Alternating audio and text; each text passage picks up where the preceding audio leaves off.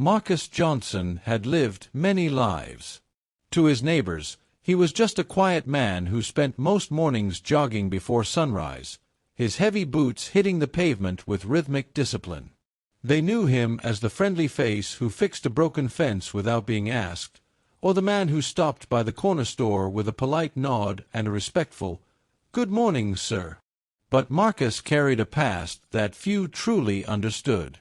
He was 42 years old, a decorated veteran of the United States Navy SEALs, with scars both visible and hidden.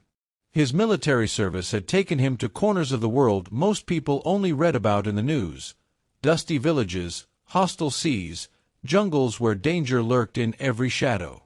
He had seen men rise to heroism and others fall to cowardice. He had walked through fire and survived. Now, in his small southern town, he tried to live a life of peace.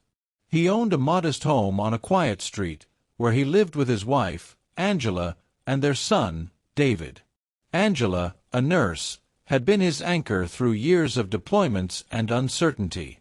She was the reason he had made it home when so many brothers in arms had not. And David was Marcus's pride. At 16, David was bright, athletic, and full of promise. He had his father's broad shoulders and sharp jawline, but carried himself with a gentleness that came from Angela. He was the kind of teenager who held the door open for strangers and offered to carry groceries for elderly neighbors. He had dreams, big ones. "Dad," he often said, "I want to be like you. I want to serve. I want to wear the trident." Marcus would smile, pride swelling in his chest, but he also carried fear.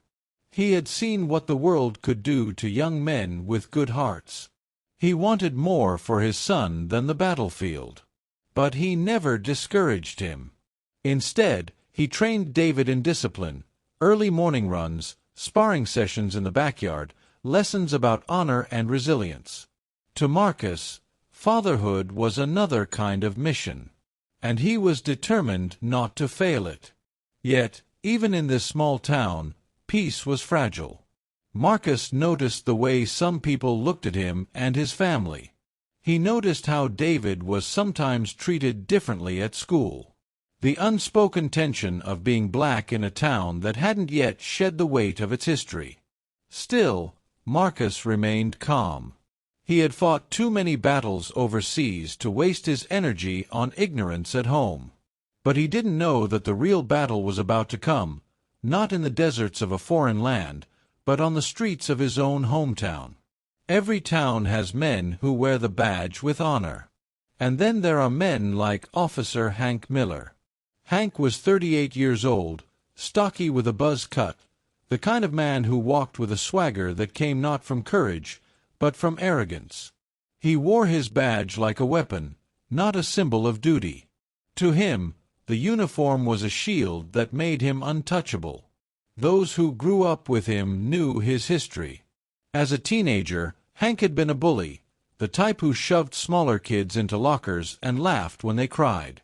His anger had always found targets, and more often than not, those targets were people who looked different from him.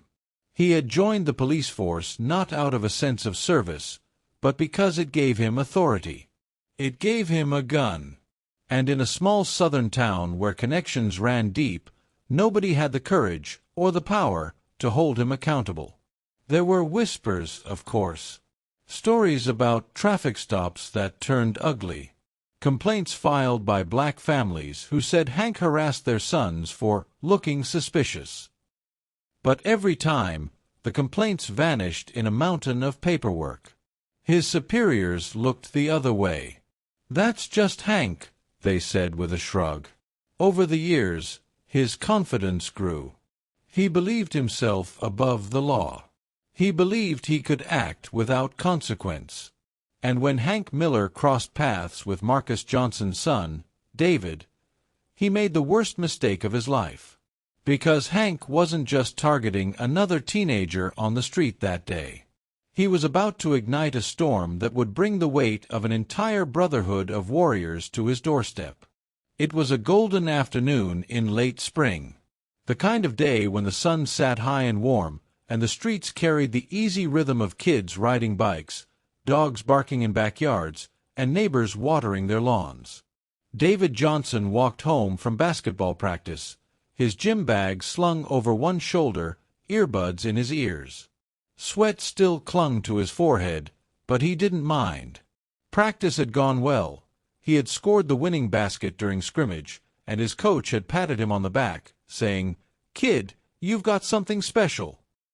David smiled to himself as he walked. He was already imagining telling his dad about it over dinner. He knew Marcus would smile with that rare mixture of pride and restraint, never gushing, but always letting David know he believed in him. But David's walk home would never be so simple. A police cruiser slowed behind him. Its tires crunched against the pavement. David turned his head slightly, pulling out one earbud. The driver's door swung open, and out stepped Officer Hank Miller. "Hey, you!" Hank barked, his voice carrying the sharpness of command. "Come here." David frowned, but stopped walking. "Yes, sir?" he asked politely. "You fit the description of someone we're looking for," Hank said, his eyes narrowing.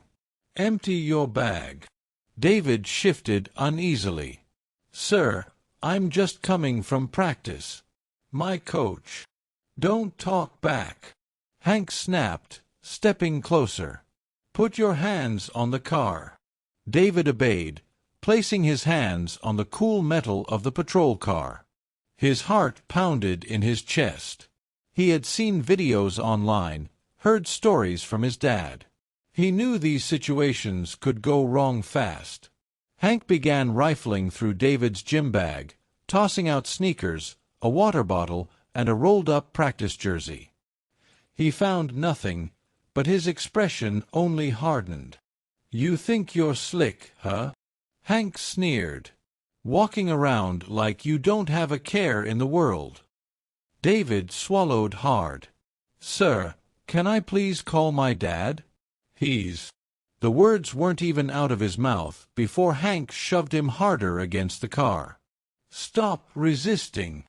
David wasn't resisting. He was scared. His chest pressed against the metal, his palms sweating. Neighbors had begun to peek through their curtains. A woman across the street pulled out her phone, recording quietly. "Please," David said, his voice cracking.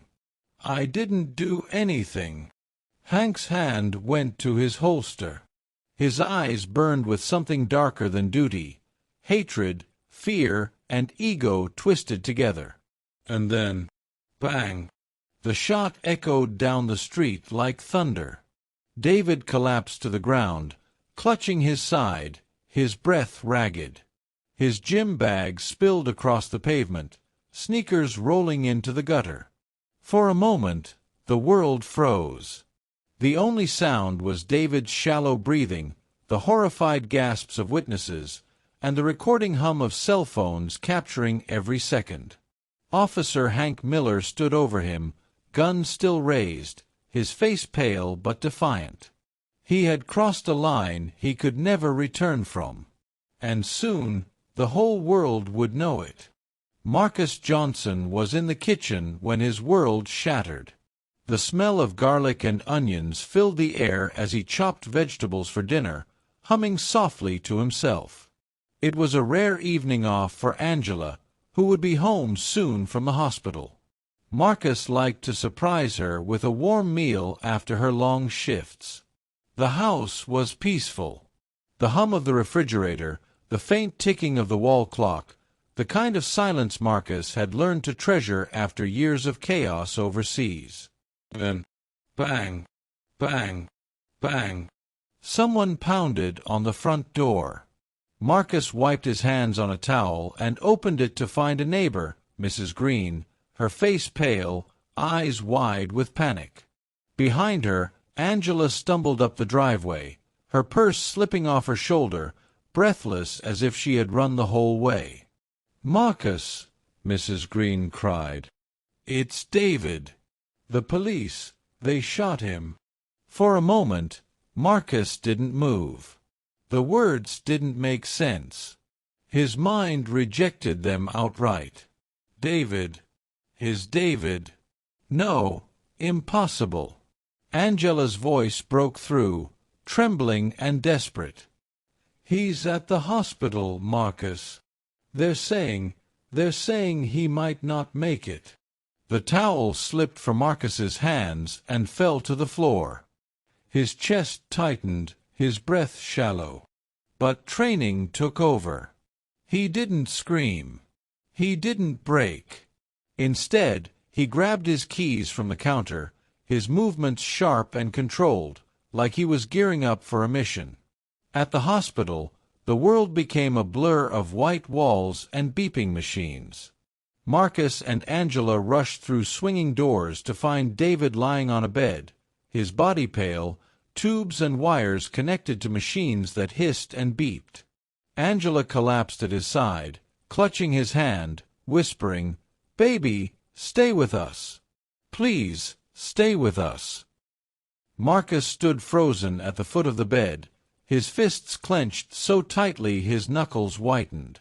His son, his boy who had just played basketball that afternoon, who had laughed at breakfast, was now fighting for his life because a man with a badge had pulled a trigger. A doctor stepped forward, speaking in clinical tones. "He's stable for now, but the bullet, it's lodged near his lung. We'll do everything we can." Marcus barely heard him. His eyes locked on David's face, pale but still. He reached forward, placing a calloused hand gently on his son's. And in that moment, the soldier inside Marcus stirred. A fire he had kept buried since leaving the battlefield reignited. He had fought wars overseas. But now the war had come to his doorstep. And this time, he would not be alone. By the next morning, the shooting was all over town. The video of Officer Hank Miller firing at David had spread like wildfire. Teenagers who had filmed the scene uploaded it online. Within hours, the footage had been shared thousands of times. People saw the truth: a boy with a gym bag, shot down without reason. But inside the police department, a different story was already being written. At a press conference, the chief of police stepped up to the podium, his uniform pressed, his voice measured. The officer involved followed procedure. The suspect resisted arrest. The officer feared for his life. Suspect. The word hit Marcus like a knife. David wasn't a suspect. He was a 16-year-old boy walking home from basketball practice. But in the eyes of the system, he had already been turned into something else, something dangerous, something disposable. When reporters asked why the officer wasn't in custody, the chief gave a rehearsed answer: "He's on paid administrative leave pending investigation."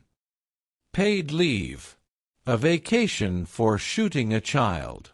Marcus sat in the hospital waiting room, Angela by his side, her hands trembling around a styrofoam cup of untouched coffee.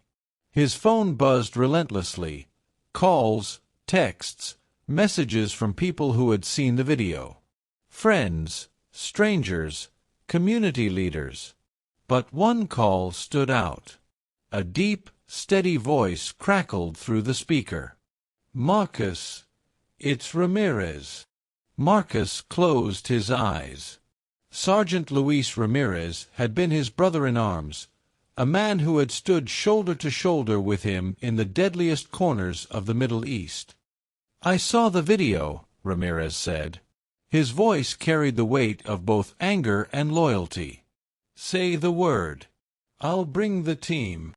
Marcus didn't answer right away. He looked at Angela, who sat weeping quietly, and then at the closed doors that led to David's hospital room. Every instinct inside him screamed for action. But he also knew that anger was a weapon that could destroy as much as it could protect. "For now," he said only, "stand by." But his silence wasn't weakness. It was the calm before a storm. The next evening, long after the hospital halls had grown quiet, Marcus stepped outside for air. The night was heavy, humid, and still. He stood in the parking lot, staring at the stars, his jaw clenched, his fists curled at his sides. That's when he heard the low rumble of engines. Headlights cut through the darkness as a convoy of black SUVs rolled into the lot. Doors opened, and men stepped out. Men who moved with precision, men who carried themselves with the weight of experience. These weren't ordinary visitors. They were warriors. The first to approach was Luis Ramirez, broad-shouldered, his hair streaked with gray, his eyes sharp as ever. He gripped Marcus by the shoulder. "You don't have to carry this alone, brother." Behind him came Darius Cole, the sniper with nerves of ice. Then Ethan Walker, the medic who could stitch a wound in the middle of gunfire. One by one, familiar faces emerged from the shadows. Men Marcus had trusted with his life in deserts and jungles, on missions where failure was not an option. They had come without hesitation. No questions. No conditions. Just loyalty. Angela watched from the hospital entrance, her face a mixture of relief and fear. She knew what this meant. The Brotherhood was here. And when men like this gathered, something was about to happen. Inside a dimly lit barn on the outskirts of town, the team assembled around a wooden table. Maps, laptops, and radios spread before them. Their movements were efficient, their voices low but steady. Darius leaned back, arms crossed. "I watched that video a dozen times. That cop didn't fear for his life. He hunted your boy." Ramirez slammed a fist on the table. "They're covering it up. You know it, I know it. If the law won't bring justice," he looked Marcus in the eye, "we will." Marcus remained silent for a moment, the weight of leadership heavy on his shoulders. These men would follow him into fire without question. But the choice, vengeance or restraint, was his to make. He finally spoke, his voice low, steady, and lethal. "We do this my way. Controlled. Clean. No innocent blood spilled." The men nodded. They didn't need more explanation. Outside, the night deepened. The Brotherhood had gathered. And in the silence, their presence was a promise. Officer Hank Miller's days of walking untouchable were over. While Marcus and his brothers in arms gathered in silence, Officer Hank Miller drank loudly. The neon glow of Kelly's bar flickered against the sidewalk as Hank stumbled through the door, his uniform traded for jeans and a faded T-shirt. He carried himself with the swagger of a man convinced he was untouchable. At the counter, he ordered whiskey neat. Then another. And another. Around him, whispers filled the room. Everyone had seen the video. Everyone knew his name. Some avoided his eyes, shifting uncomfortably in their seats. Others glared openly. But Hank didn't care. He leaned back in his chair, laughing with two drinking buddies, his voice carrying across the bar. "Kid shouldn't have mouthed off," Hank slurred. "He moved too quick. You think I'm supposed to wait until he pulls something on me? No. I handled it. Like I always do." His friend shifted uneasily. "Hank, people are saying his dad was military. Special something. Navy." "Navy what?" Hank barked, smirking. "Don't matter. I'm the law here. Not him." But the bar had grown quieter now, every ear catching pieces of his drunken boasts.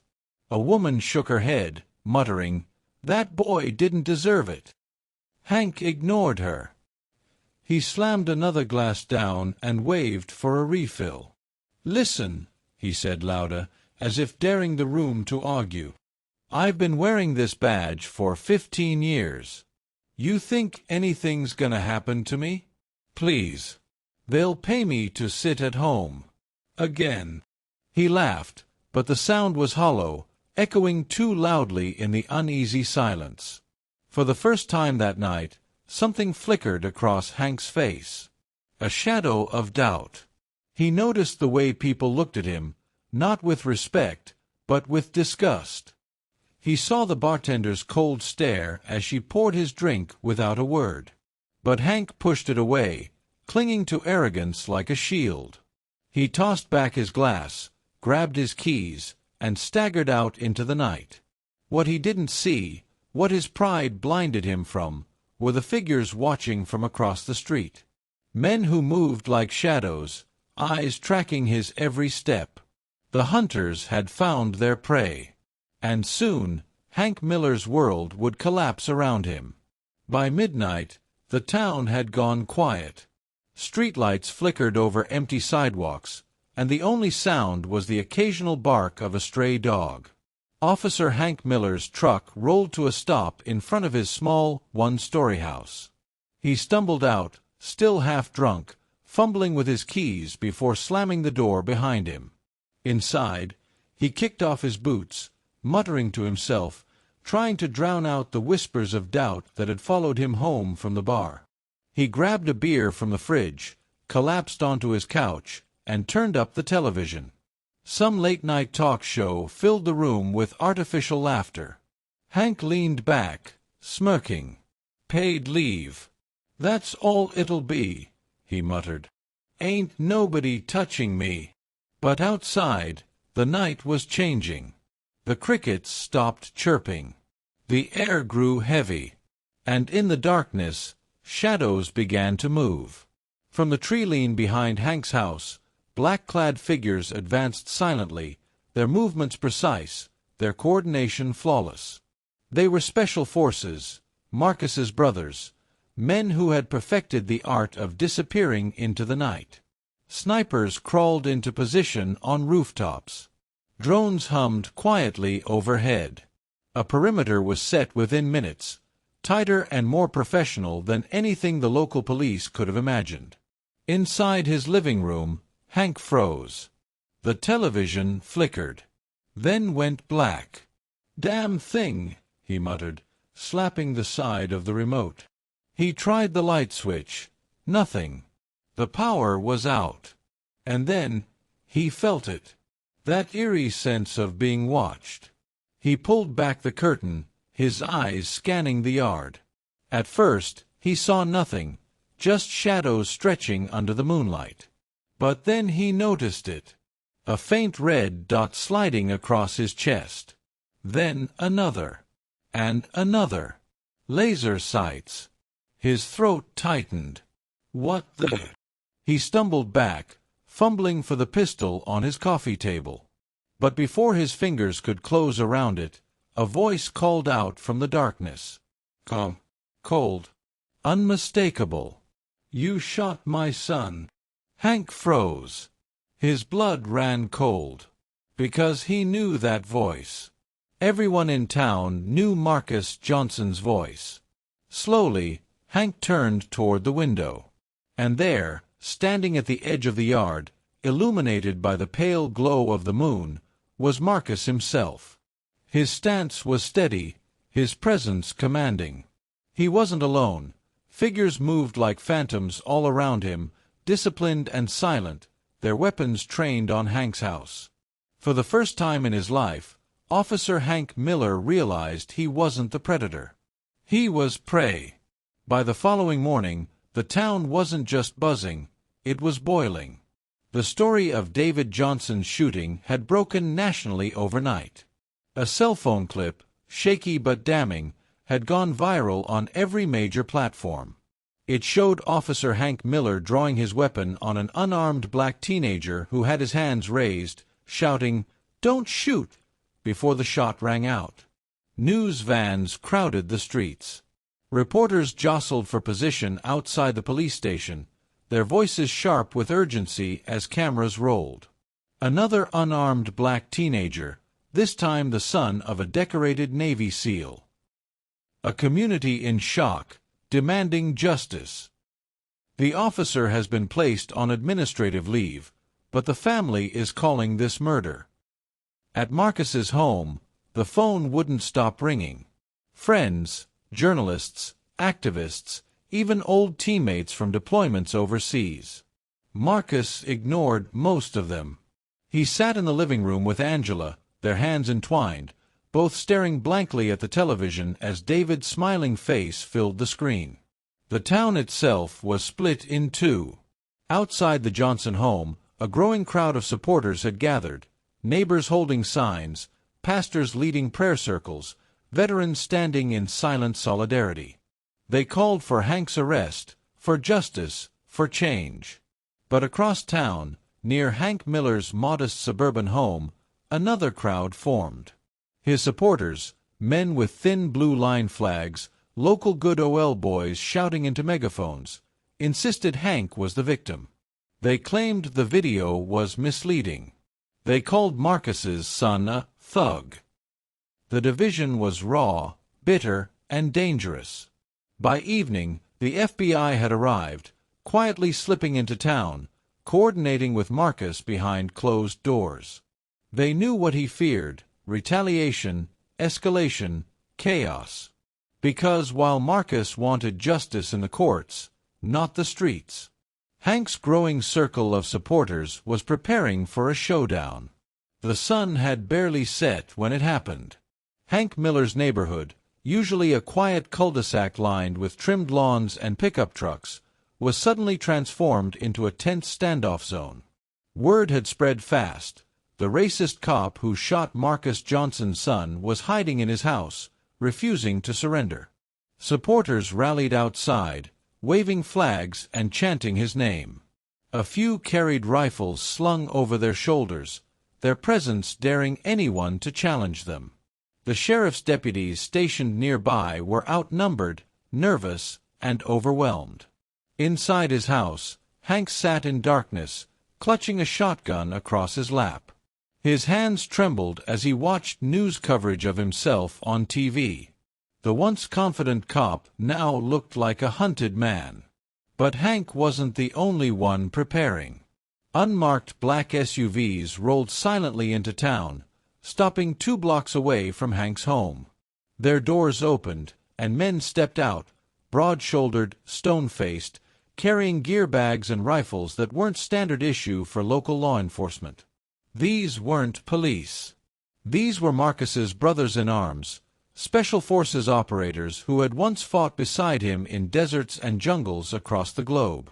They moved with precision, communicating with subtle hand signals, their eyes scanning the neighborhood. They weren't there for vengeance, but they wouldn't allow chaos to consume Marcus's family. The crowd outside Hank's house didn't even notice them at first. But slowly, neighbors began to point, whispering. The atmosphere shifted. The chanting grew uncertain. Because everyone knew, when men like this appeared, things were about to get very serious. From inside the Johnson home, Marcus received the call. "It's done," a calm voice said. "The house is surrounded." Marcus closed his eyes, the weight of the moment sinking in. His son was gone, but tonight would decide whether his death sparked justice or unleashed war. The night air felt heavy, every sound amplified. The hum of television crews, the muttering of armed protesters, the soft metallic clicks of Marcus's brothers loading their weapons in the shadows, it all blended into a tense orchestra of silence and threat. Marcus stood at the edge of his driveway, his wife clutching his arm. Her eyes begged him not to go, but Marcus knew he had no choice. If he stayed silent, violence would erupt. If he stepped forward, maybe, just maybe, he could stop it. He kissed her forehead, whispered, "For our boy," and walked toward the chaos. The crowd parted when they saw him, murmurs rising into shouts. Some cheered his name, others jeered, calling him a liar, a troublemaker, a man who wanted to bring down a good cop. But Marcus didn't flinch. He walked steadily, his shoulders squared, his eyes locked on Hank's house. On the porch, Hank appeared, shotgun still in hand, sweat dripping from his brow. He pointed the weapon loosely toward the ground, but the message was clear. He wasn't surrendering. "Turn back," Hank barked, his voice cracking. "You don't belong here, Johnson. This is my street, my home. You'll never take me alive."